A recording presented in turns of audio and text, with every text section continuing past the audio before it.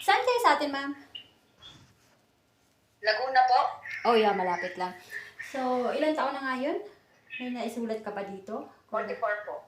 Oh, 44, okay. Okay lang ba sa'yo, ma'am? For Qatar kasi tayo, ma'am. Pwede pa po ba ako sa Qatar? Ah, yes, ma'am. Marunong ka magluto Hindi na ng... po kasi yung gusto kong puntahan eh. Oh, marunong ka magluto, di ba? Mas mabilis kasi pag may alam ka sa Arabic food, ilista mo na, ma'am, kasi may isisend ako sa'yo na sample na video para gagawa ka ng video. Mas mabilis kasi, ma'am.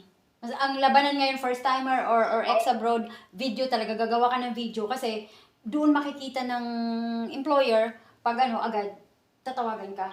Pero before yun, pag naipasa mo lahat ng requirements na ipapasend ko sa'yo, isend mo sa akin, tapos ipapasa ko yan sa agency sa Qatar, kasi nasa Qatar mismo yung agency natin. Tapos, kailangan ba may WhatsApp ka, ma'am? Sige po. May WhatsApp ka? Meron po.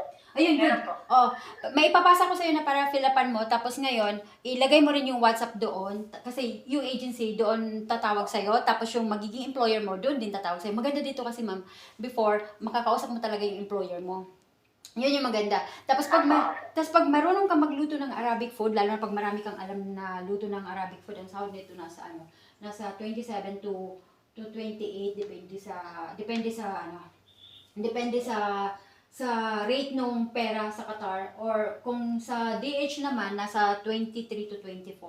Ganun. Medyo mas malaki yung sahod sa Qatar, ma'am, kaysa sa Dubai. Sa Dubai, alam ko dito sa Dubai, ang dami rin ng mga dito, sa halos mas maliit ang sahod ng Dubai kasi ang Dubai nasa 22 Ano lang lang dun eh. 20 lang ako sa Dubai eh.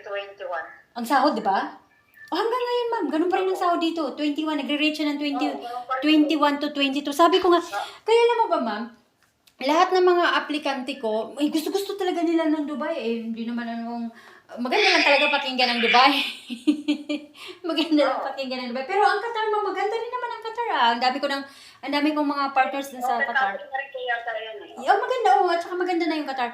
Maganda sa Qatar, wala akong naririnig na mga bad like sa other country. At saka mas mataas ang sahod, ma'am, kasi sayang din naman, 'di ba? Kung pupunta lang din naman na tayo, same lang naman, Middle East din naman. At saka ang gusto ko kasi dito, ma'am, yung agency nasa Qatar mismo yung agency.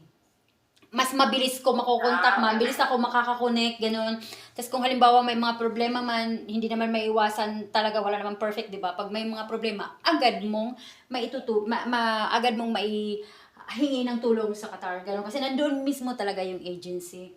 So yun, ma'am. Magsisend ako sa iyo ng sample ng video, tapos kung yun lahat ng alam mo na mga luto ng Arabic food, isulat mo na para pag once nagagawa ka ng video, makikita mo yung tuloy-tuloy yung salita mo baga. Di ba? Tapos, i-send mo sa akin Pero yung... kung po English na lang, yung Arabic.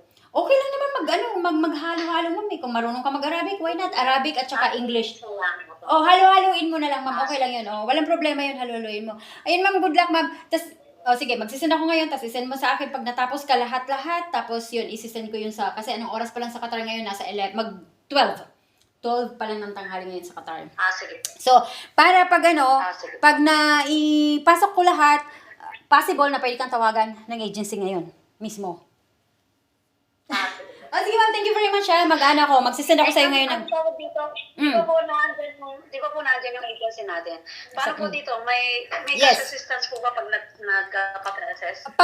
Pag nag-process ka, ma'am, Sige.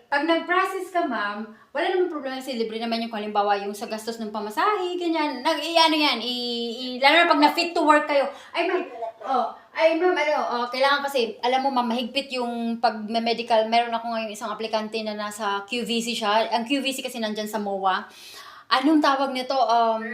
Mahigpit sila sa medical, so kailangan ng exercise, workout natin. Okay. Ma'am, ha? Sige. Sige po. So, ipapasa ko ngayon. Tingnan mo. Sige po. Thank you very much, ma'am. Pa-add na rin ako sa Facebook ko pala, ma'am. Baka hindi pa ako na-add. Sige, ma'am. Thank you. Okay po. Bye-bye, ma'am. Thank you. Okay po. Tama ba yung pagkasabi ko? Ayun, habang namamlansya naman. Sorry. Habang namamlansya, ayan, explain. Ayun, pero parang ang ganda ko dito sa, na to. Diba? Puti-puti. Tapos yung mata, guys, ang mata, nandyan yung mata, oh. So, ganun lang. Huwag na nilang pansinin ako kasi ganito talaga. Since yung sahod natin hindi naman ganun kalaki. So, kailangan kong gumawa ng paraan para wala kasi kung sinasahod eh. Pero, bago ako mag-50, kailangan makapag-for good na ako. At saka, kailangan matapos ko lahat ng utang ko ngayong 2024. Amen. Thank you, Lord.